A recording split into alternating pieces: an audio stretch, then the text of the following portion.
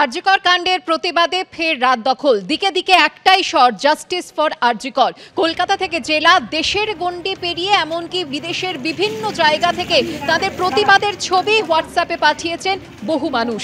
এবার দেখে নেব সেই সমস্ত ছবি।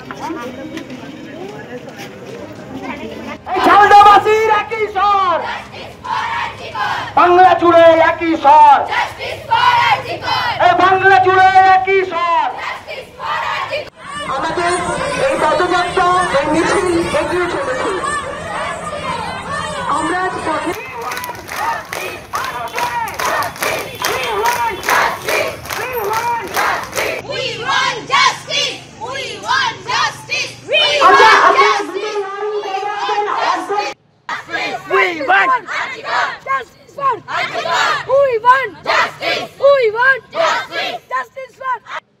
আরজিকর মেডিকেলের একাডেমিক ফান্ড থেকে টাকা যেত সন্দীপ ঘোষ ঘনিষ্ঠ ঠিকাদারদের পকেটে। আর্থিক দুর্নীতির তদন্তে আলিপুর কোর্টের রিপোর্ট পেশ করে এমনটাই দাবি করেছে সিবিআই। কেন্দ্রীয় গোয়েন্দা সংস্থার সূত্রে আরও দাবি করা হয়েছে যে এক সরকারি হাসপাতাল থেকে অন্য সরকারি হাসপাতালে সন্দীপ ঘোষের সঙ্গেই হাসপাতাল বদল ঘটত সুমন, বিপ্লবদের মতো ভেন্ডারদের। হাসপাতাল বদল ঘটলেও বরাত পেতে কোনো সমস্যাই হতো না তাদের। সন্দীপ ঘোষ, বিপ্লব সিংহ, সুমন হাজরা। আরজিকর মেডিকেলে দুর্নীতির মামলায় সিবিআই যে 4 জনকে গ্রেফতার করেছে তার মধ্যে রয়েছে এই ত্রয়ী। তবে এই 3 জনের কীর্তিকলাপ যে শুধু এই হাসপাতালেই সীমাবদ্ধ ছিল এমনটা নয়।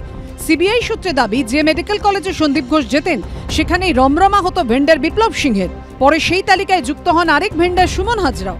আরজিকর মেডিকেল কলেজে দুর্নীতির মামলায় মঙ্গলবার আলিপুর কোর্টে একটি লিখিত রিপোর্ট পেশ করে সিবিআই। সূত্রের খবর, সেই রিপোর্টে দাবি করা হয়েছে ভেন্ডার বিপ্লব সিংহ, সুমন হাজরা দুজনেই সন্দীপ ঘোষের পরিচিত।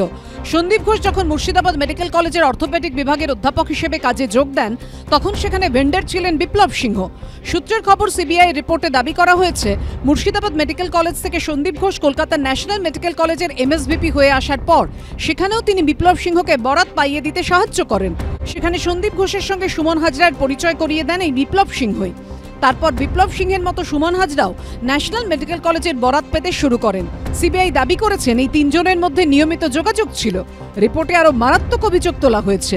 সূত্রের আরও খবর, কেন্দ্রীয় গোয়েন্দা সংস্থার দাবি, আরজিকর মেডিকেলে একাডেমিক ফান্ডের যে টাকা আসতো সেখান থেকে প্রভাব খাটিয়ে এবং স্ক্রুটিনি অগ্রাহ্য করে মেটানো হতো সন্দীপ ঘোষ ঘনিষ্ঠ ঠিকাদারদের বিল। অর্থাৎ যে টাকা সরকারের তরফে আরজিকর মেডিকেল কলেজে আসতো পড়ুয়াদের জন্য, তাদের বিভিন্ন রকমের পড়াশোনার জন্য বা সেমিনারের জন্য, সেই টাকা ঘুরপথে নিজের প্রভাব খাটিয়ে ঘনিষ্ঠ ঠিকাদারদের পাইয়ে দিতেন এই সন্দীপ ঘোষ। আদালতে জমা দেওয়া রিপোর্টে এমনই চাঞ্চল্যকর দাবি করেছে সিবিআই এর তদন্তকারীরা। আরজিকর মেডিকেল কলেজ টালা থানার অন্তর্গত। বুধবার আচমকাই অসুস্থ হয়ে পড়েন টালা থানার ওসি অভিজিৎ মণ্ডল। ইতিমধ্যেই বেশ কয়েকবার তাকে জিজ্ঞাসাবাদ করেছে সিবিআই। বুকে ব্যথা অনুভব করায় তাকে কোঠারি মেডিকেলে নিয়ে যাওয়া হয়। শারীরিক পরীক্ষার পর চিকিৎসকরা জানিয়ে দেন হাসপাতালে ভর্তি হওয়ার প্রয়োজন নেই। প্রকাশ সিনহা, পার্থপ্রতিম ঘোষ ও সৌভিক মজুমদারের রিপোর্ট, এবিপি আনন্দ।